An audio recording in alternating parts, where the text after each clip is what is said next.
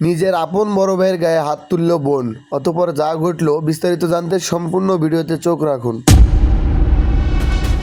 বোন, তুই আসছিস বোন? কতদিন পর। এই চাকরানির বাচ্চা, তুই নোংরা হাত দিয়ে আমার শরীরে টাচ করলি কেন? যা এখান থেকে, সর সর বলছি। বোন, এতদিন পর তুই আসলি বাড়িতে, আর তুই এভাবে কথা বলছিস কেন? চাকরানির বাচ্চা, তোকে বলছি না আমার চোখের সামনে পড়বি না। সর এখান থেকে, যা বলছি সর।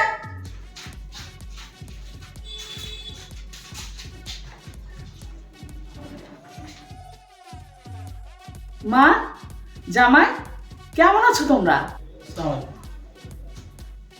মা, তোমাকে কতবার বলেছি আমি যখন এই বাসায় আসবো ওই চাকরানির বাচ্চা যেন আমার চোখের সামনে না আসে।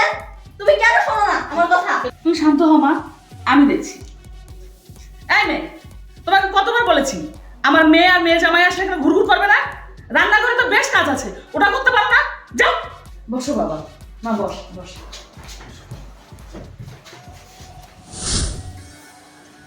আরে তুমি এখানে কেন? কি ব্যাপার? তুমি না আমাকে বলছিলা তুমি আমাকে রাজরানীর মতো করে রাখবা, তাহলে কি আজকে তোমার বোন আর তোমার দুলাভাই আসছে, আমি একটু ওদের তোমার বোনের কাছে গেছে জন্য তোমার বোন আমাকে থাপ্পড়ে বাড়ি থেকে বের করে দিতে চাইলো। কেন এমন করলো বলো? আরে পাগলি, ওই ছোট মানুষ, ওই হয়তো তোমার সঙ্গে এমনি ফাজলামো করছে।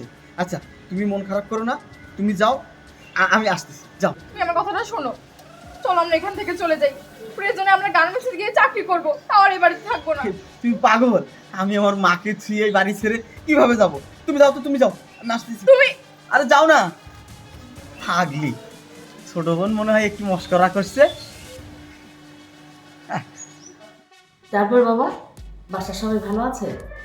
মা, তোরা ভালো আছিস তো? মেজাজটাই গরম হয়ে গেছে আমার প্রথমে আসে। আছি, ভালো আছি। তারপর বাবা, তোমার বিজনেস কেমন চলছে? ও মা, এক মিনিট। আসলে মা, আপনারা একটু কথা বলেন, আমি একটা জরুরি ফোন তো, কলটা শেষ করে আসতেছি। হ্যাঁ আচ্ছা আচ্ছা, ঠিক আমি আছে। আসতেছি। হ্যাঁ ঠিক আছে। আচ্ছা, হ্যাঁ হ্যালো। আচ্ছা, তোর মাথায় কি গোবর? তুই সব কিছু জানিস না? জামাই আসছে সামনে, তুই তো সব কিছু জানিস যে তোর বাবা সব কিছু উইল করে দিয়ে গেছে ওই ছেলের নামে। এখন যদি এরকম করিস, ওরা যদি জানতে পারে তাহলে তো আমাদের 12টা বেজে যাবে। একটু মাথা ঠান্ডা রাখ। শোনো মা, তোমার জামাই কিন্তু জানে না ও আমার সৎ ভাই। জানলে কিন্তু খুব বড় কেলেঙ্কারি হয়ে যাবে মা। একটু খালি সময়ের অপেক্ষা কর। আমার লয়ারের সাথে সব কথাবার্তা হয়ে গেছে, সেই পর্যন্ত একটু মাথা ঠান্ডা রাখ। সময় বুঝে ওদেরকে বের করে দেবো আমি। আচ্ছা মা, ঠিক আছে, তোমার কথায় আমি রাজি। কিন্তু ওই চাকরানিটাকে দেখলে আমার একদম সহ্য হয় না। ওই চাকরটাকে তো আরো সহ্য হয় না। আচ্ছা, তুমি যেহেতু বলছো, আমি একটু মাথা ঠান্ডা রাখার চেষ্টা করবো। মা সরি। হ্যাঁ হ্যাঁ, বসো বসো। আসছো? হ্যাঁ বসো। আরে বোন, কেমন আছিস? আরে ভাই, কেমন আছো তোমরা? কখন আসছিস তোরা? আর কতদিন তোকে আদর করি না। আরে বোন, কতদিন পর তোকে দেখলাম। বোন, তুই ভালো আছিস তো? আরে পাগলি বোন আমার।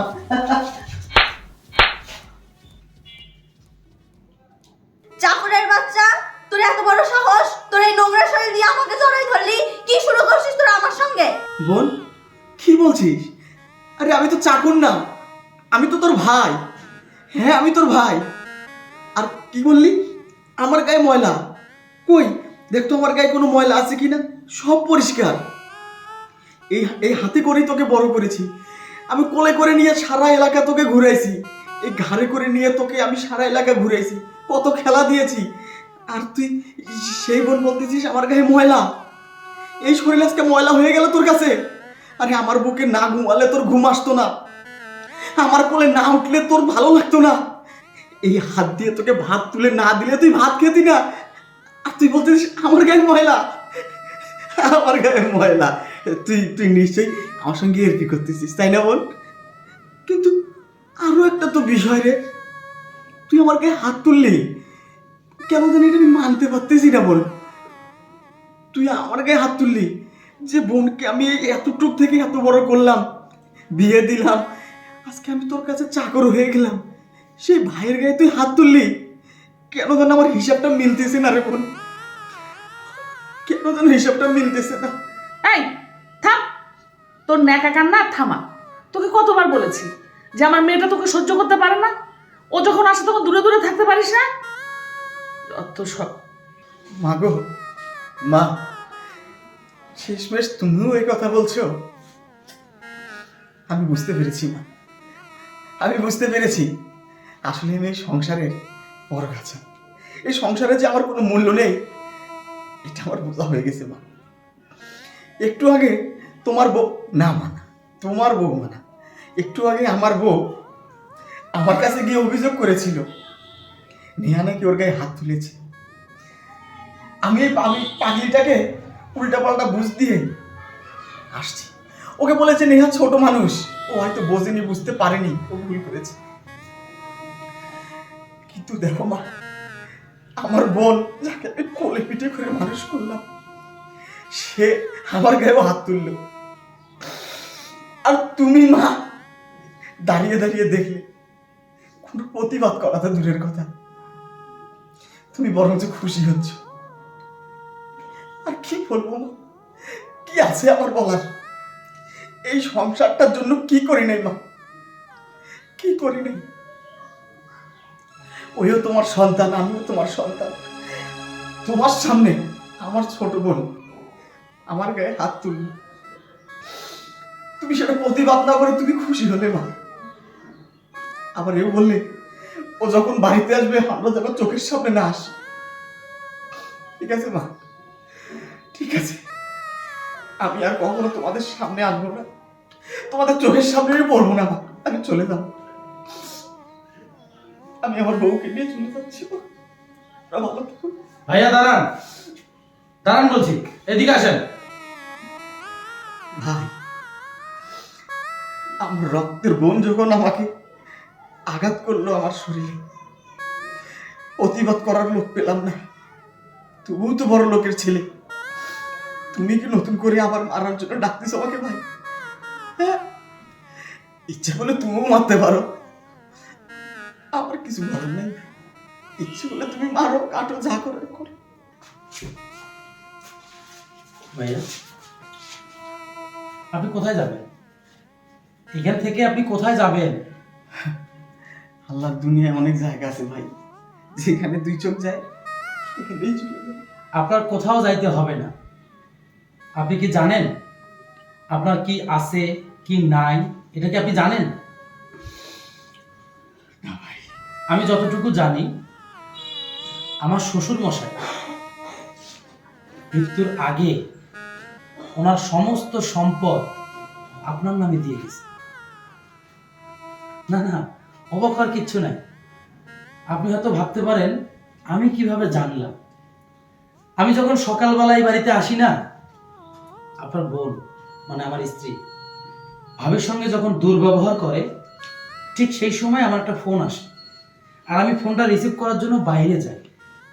আসতেই আপনার মা এবং আপনার বোনের এই কথাগুলো আমি শুনতে পাই। আপনাকে তারা হাতিয়ার হিসেবে ব্যবহার করতেছে। এই যে আপনার সারা শরীরে ময়লা, এটার জন্যও ওনারাই দায়ী। আপনার অনেক সম্পদ, এই বাড়ি, যত ব্যবসা প্রতিষ্ঠান, যত টাকা পয়সা সব আপনার। আপনি কেন এই বাড়ি থেকে চলে যাবেন? কেন যাবেন? একটু আগে বললেন না যে আপনার বোন আপনার গায়ে হাত তুলছে, আমি হাত তুলতে কতটুকু? আমি সেই শিক্ষাটা পাইনি ভাই। আমার পরিবার আমাকে এই শিক্ষাটা দেয় না। তবে আপনি একজন পুরুষ, আর আমি একজন পুরুষ হিসাবে আপনি আপনার জন্য কিছু করতে পারেন বা না পারেন, কিন্তু আমি আপনার জন্য একটা জিনিস করে দেখাবো, আপনি দেখবেন। আমি জানতাম প্রত্যেকটা মাই চায় তার সন্তান ভালো থাকুক, কিন্তু আপনার মতো মা যারা আছে, যারা এক সন্তানকে এক চোখে দেখে, আর এক সন্তানকে আর এক চোখে দেখে। আপনার বয়স তো শেষ, কয়দিন বাঁচবেন এই দুনিয়ায়? কেন নিজেদের মধ্যে শত্রুতা তৈরি করতেছেন? কেন তার বাপের ন্যায্য হক থেকে তাকে বঞ্চিত করতেছেন? আপনি চুপ করেন ভাই, আমাকে বলতে দেন। আজকে আমি আপনাকে সাপ সাপ একটা কথা বলি, আমি আপনাদের মতো অত গল্প কাহিনী বলতে পারবো না। আপনার মেয়েকে যদি আমার সঙ্গে সংসার করাতে চান, তাহলে আমার দুইটা শর্ত আপনাকে মানতে হবে। যদি আপনি মানতে পারেন, তাহলে আপনার মেয়েকে আমি এখান থেকে নিয়ে যাব। আর যদি না পারেন, আমি নেব না। জামাই বাবা, তুমি এসব কি বলছো? এসব সত্য নয়। তুমি একটু শান্ত হও। আসলে ওই নেহাকে সান্ত্বনা দেওয়ার জন্য আমি বানায় কিছু কথা বলেছি। এই ঘটনা সত্য নয়, সত্যি বলছি। তুমি একটু শান্ত হও। চুপ করেন আপনি। ভাই বাদ দাও ভাই, তুমি এসব। আপনি দাঁড়ান তো ভাই। আপনাদের মতো মায়ের কারণে প্রত্যেকটা সাজানো সংসার নষ্ট হয়। হ্যাঁ, আপনার পেটে জন্ম হয়নি, একই ঔরসে জন্ম তো না নাকি? তাহলে আপনি কেন নিজের মেয়ের সুখের জন্য আরেকজনকে সাগরে ভাসাচ্ছেন? আরে আপনার কি আছে? কি আছে আপনার? কিচ্ছু নাই আপনার। আমি আপনার মুখের কথা যেটা শুনছি, আপনি এখন যতই আমাকে বানিয়ে বানিয়ে বলেন যে আপনি মিথ্যে কথা বলছেন, আপনার মেয়েকে সান্ত্বনা দেওয়ার জন্য বলছেন, আমি বিশ্বাস করব না। কারণ আপনাদের আচার আচরণ চালচলনে সেটা স্পষ্ট। আপনার তো ফকির। আরে আমার তো মনে হয় এই বাড়িতে আপনার চাকর থাকা দরকার, আপনার মেয়ের চাকরি করা দরকার। আর আপনি যে প্রকৃত অর্থে এই বাড়ির মালিক, যে এই সম্পদের মালিক, এই প্রপার্টির মালিক, আপনার তাকে বানিয়ে রাখছেন চাকর, তার বউকে বানাইছেন এই বাড়ির কাজের মেয়ে। খুব আত্মসম্মান আপনাদের না? এরকম একটা বেয়াদব মেয়েকে নিয়ে আমি সংসার করব, যে কিনা মানুষকে মানুষ মনে করে না? আপনি কোনো কথা বলবেন না। আমি আপনার কাছে হাত জোর করে ক্ষমা চাচ্ছি। আমি জীবনে কোনোদিন কারোর সামনে আঙ্গুল উঁচিয়ে কথা বলিনি, কিন্তু আপনার মতো মানুষের সামনে পারলাম না নিজেকে কন্ট্রোল করতে। আমি এখন চলে যাব। ওই যে বললাম না দুটো শর্ত। প্রথম শর্ত, যদি আপনি আপনার ছেলে এবং ছেলের বউকে নিজের সন্তান মনে করতে পারেন, তাহলে আমি আপনার মেয়েকে নিয়ে যাব। দ্বিতীয় কথা, আপনার মেয়ে যদি তার ভাই ভাবিকে আপন ভাই, মায়ের পেটের ভাইয়ের মতো ভালোবাসতে জানে, বাঁচতে পারে, তখন আমি ওকে নেব। তা না হলে এর মতো বেয়াদব মেয়ের জায়গা আমার সংসারে হবে না। একদম ক্লিয়ার এবং ফিনিশ কথা। আপনি বুঝতে পারছেন আমার কথা? এর বাইরে আমি আর কোনো কথা বলবো না। ভাই ভাবি, আপনাদের কাছে আমি ক্ষমা চাচ্ছি। আমি যদি আজকে ওকে না নিয়ে আসতাম, তাহলে হয়তো আপনাদের এই দিনগুলো দেখতে হতো না। আপনারা আমাকে ক্ষমা করে দিবেন। আর আপনাদেরকে বলছি, নিজেকে শক্ত করুন, নিজের অধিকার আদায় করতে শিখুন। কেন পরাধীনতার জীবন নিয়ে চলবেন? হ্যাঁ, সন্তানরা বাবা মাকে ভালোবাসবে। সন্তানদের কাজ হচ্ছে বাবা মার অনুগত থাকা, তাদের বাধ্য হয়ে চলা। তার মানে এই নয় প্রত্যেকটা পিতামাতার অন্যায় আবদারকে নিজের করে নিয়ে জীবন চালাতে হবে। আপনি তো একজন শিক্ষিত মানুষ, কেন এরকম ভাবে চলাফেরা করেন? কেন বাসার কাজ আপনি নিজে করবেন? আপনি লোক দিয়ে কাজ করাবেন। আর আজকে আপনার বোন যে কথাটা বলছে না, মনে করবেন আপনার পৃথিবীতে কেউ নেই। আপনি আসছেন একা, আপনি যাবেন একা। কথায় আছে, যার মা নাই সংসার নাকি তার অরণ্য। আরে এরকম মহিলা তো কোনোদিন কেন মা হইতে পারবে না। তারা নিজের সন্তানকে দেখবে একরকম, সতীনের সন্তানকে দেখবে আর একরকম। আরে আপনি তো জেনেই বিয়ে করছেন যে ওর বাবার আরেকটা সংসার ছিল, তাহলে কেন আপনি এমনটা করেন? কেন করতেছেন এটা? উনি উকিলের সঙ্গে সমস্ত কাগজপত্র রেডি করে রাখছে, যে কোনো মুহূর্তে আপনার টিপসই নিবেন, নিয়ে সম্পদ ওনার নামে করে নিয়ে আপনাকে ঘাত ধরে বের করে দিবে। কেন ভাই, কেন? বুকে সাহস রাখেন। আপনার যখন যেখানে হেল্প দরকার আমাকে বলবেন, আমি আপনার সাথে থাকবো। এরকম অমানুষদেরকে শিক্ষা না দিলে তারা কোনোদিন শিক্ষা পাবে না। এদেরকে দেখে সারা বাংলাদেশের অনেক পরিবার আছে যারা শিক্ষা পাবে। ফাউল পরিবার কোথায়? আপনি থাকেন ভাই, সরি। হ্যাঁ, আমাকে ভুল হলে ক্ষমা করে দিবেন। এই কি বলছি কথা মনে থাকবে। যদি করতে পারো তাহলে আমার সংসারে এন, আর যদি না করতে পারো আউট।